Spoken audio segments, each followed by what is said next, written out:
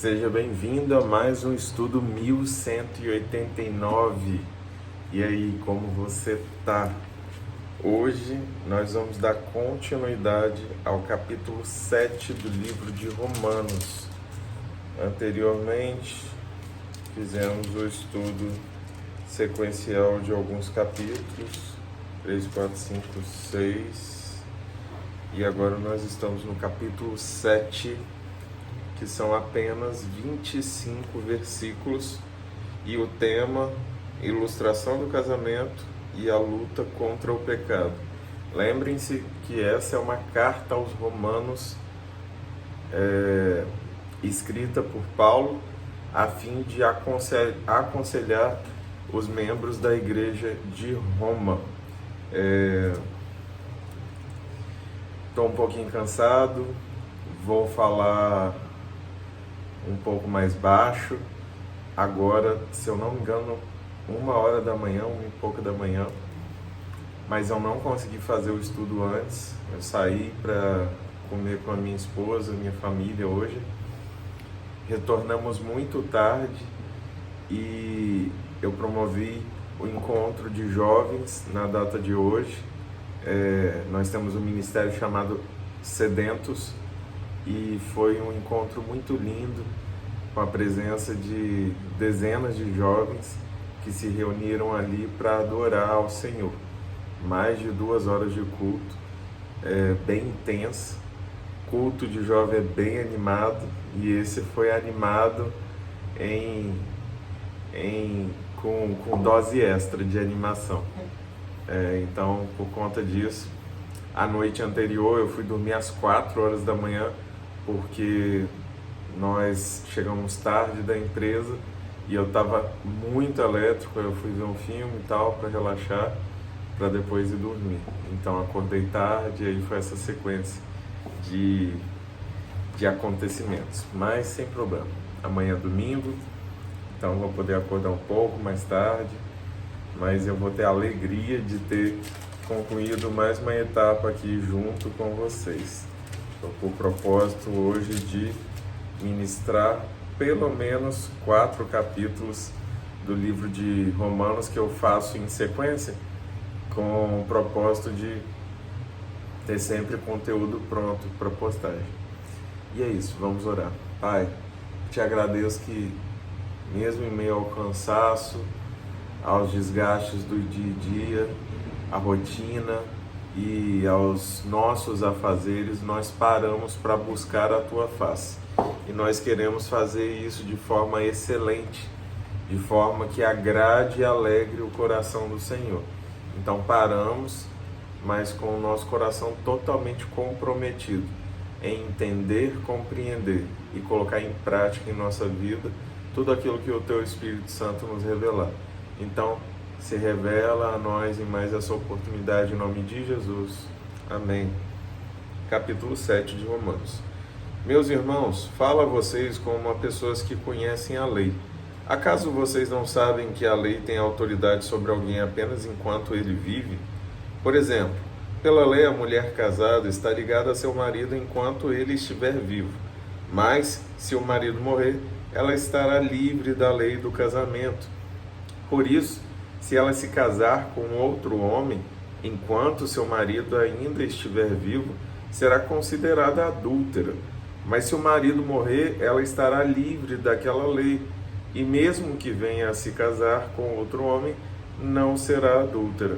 Assim, meus irmãos, vocês também morreram para a lei, por meio do corpo de Cristo, para pertencerem a outro, aquele que ressuscitou dos mortos, a fim de que venhamos a dar fruto para Deus. Pois quando éramos controlados pela carne e paixões pecaminosas, despertadas pela lei, atuavam em nosso corpo, de forma que dávamos fruto para a morte. Mas agora, morrendo para aquilo que antes nos prendia, fomos libertados da lei, para que sirvamos conforme o novo modo do Espírito, e não segundo a velha forma da lei escrita. Aqui, muito provavelmente, apesar de não estar descrito de forma específica, Paulo está falando a judeus que tinham muitas práticas legalistas baseadas no Antigo Testamento, a qual o Senhor, através de Jesus, havia de alguma forma trago uma nova interpretação. Se você observar, por exemplo, no trecho que Jesus fala sobre o adultério, ele fala: a lei diz que se você se deitar com a mulher do próximo, você está adulterando. Mas eu te digo que se você pensar, você já cometeu adultério. Então a graça, ela vem com essa carga de responsabilidade. Então se torna não mais simples que a lei. Existe uma carga de peso, de responsabilidade e comprometimento, mas agora é algo entre você e Deus e não apenas entre você e homens. Não está sujeito à avaliação de homens falhos, mas o Senhor está olhando o coração e deixa muito claro isso. Tanto que o que fazia Deus amar a vida de Davi era o coração dele, que sempre que ele identificava seu pecado, ele corrigia e não errava mais naquele pecado. E é sobre essa questão que Paulo tenta retratar nesses poucos versículos. Que diremos então? A lei é pecado? De maneira nenhuma. De fato, eu não saberia o que é pecado a não ser por meio da lei. Pois na realidade eu não saberia o que é cobiça, se a lei não dissesse: não cobiçarás. Mas o pecado, aproveitando a oportunidade dada pelo mandamento, produziu em mim todo tipo de desejo cobiçoso. Pois sem a lei, o pecado está morto. Antes eu vivia sem a lei, mas quando o mandamento veio, o pecado reviveu e eu morri. Descobri que o próprio mandamento destinado a produzir vida, na verdade, produziu morte. Pois o pecado, aproveitando a oportunidade dada pelo mandamento, enganou-me e por meio do mandamento me matou. De fato, a lei é santa e o mandamento é santo, justo e bom. Então, o que é bom se tornou em morte para mim? De maneira nenhuma. Mas para que o pecado se mostrasse como pecado, ele produziu morte em mim por meio do que era bom, de modo que por meio do mandamento ele se mostrasse extremamente pecaminoso. Sabemos que a lei é espiritual. Eu, contudo, não sou, pois fui vendido como escravo ao pecado. Não entendo o que faço, pois não faço o que desejo, mas o que odeio. E se faço o que não desejo, admito que a lei é boa. Neste caso, não sou mais eu quem o faz, mas o pecado que habita em mim. Sei que nada de bom habita em mim, isto é, em minha carne, porque tenho o desejo de fazer o que é bom, mas não consigo realizá-lo. Pois o que faço não é o bem que desejo, mas o mal que não quero fazer, esse eu continuo fazendo. Ora, se faço o que não quero, já não sou eu quem o faz, mas o pecado que habita em mim. Assim encontro esta lei que atua em mim. Quando quero fazer o bem, o mal está junto a mim. No íntimo do meu ser, tenho prazer na lei de Deus. Mas vejo outra lei atuando nos membros do meu corpo, guerreando contra a lei da minha mente, tornando-me prisioneiro da lei do pecado que atua em meus membros. Miserável homem que eu sou! Quem me libertará do corpo sujeito a esta morte? Graças a Deus por Jesus Cristo, nosso Senhor, de modo que com a mente eu próprio sou escravo da lei de Deus, mas com a carne da lei do pecado. E aqui Paulo traça um parâmetro lindo entre o pecado que existe sobre a carne, e ele traça ali também um paralelo das questões da lei, que fica sendo mencionado por diversas vezes aqui nesses versículos, mas ele está falando: sobre a carne está o jugo do pecado, mas eu já aceitei o sacrifício de Jesus. Então, mentalmente, eu já estou liberto, mas sobre a minha carne ainda existe a morte, ainda existe o pecado, ainda estou sujeito às tentações da carne. Então, eu me torno mais suscetível à ação do Senhor a partir do momento que eu vou me esvaziando de mim mesmo.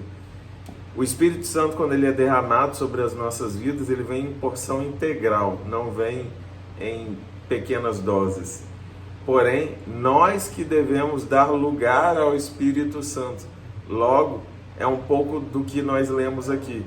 Nós permitimos que, através do conhecimento da lei, essa lei se transforme em atos, esses atos se tornem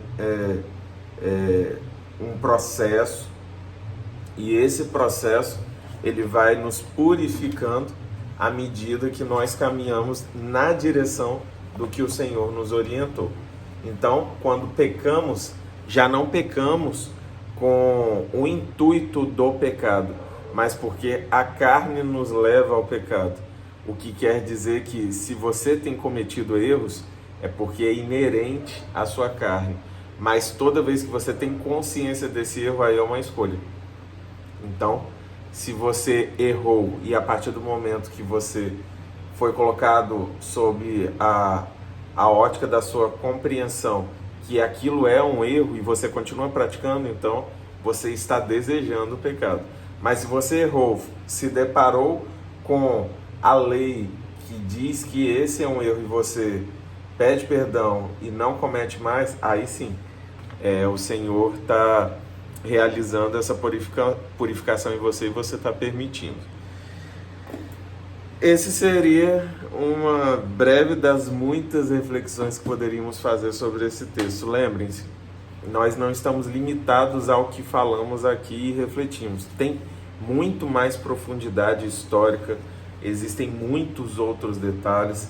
Eu conversando com um dos meus pastores, pastor presidente da igreja que eu faço parte, ele falou: Alex, quando eu ouço uma pregação, não sei se com você é assim, eu fico pensando nas possibilidades de outras variáveis dentro do mesmo texto. E aí a pessoa fala uma coisa, mas eu já penso em outra linha de raciocínio. Então a palavra ela tem esse poder. O que eu trago para você são reflexões com base naquilo que eu aprendi até hoje. O que pode ser totalmente diferente daqui 1 ano, 2 anos, porque como eu estou em busca de me aperfeiçoar, com certeza a minha profundidade vai se tornar melhor, é o meu desejo, assim como a sua. Então, se você já está no nível de profundidade maior, compartilhe aqui, comente, deixe um registro daquilo que o Espírito Santo te orientou e faça parte desse movimento. Estudo 1189, o compromisso de ler a palavra do Senhor todos os dias e torná-la real em nossos atos todos os dias. E o que eu desejo para você e para sua família é que Deus te abençoe, em nome de Jesus.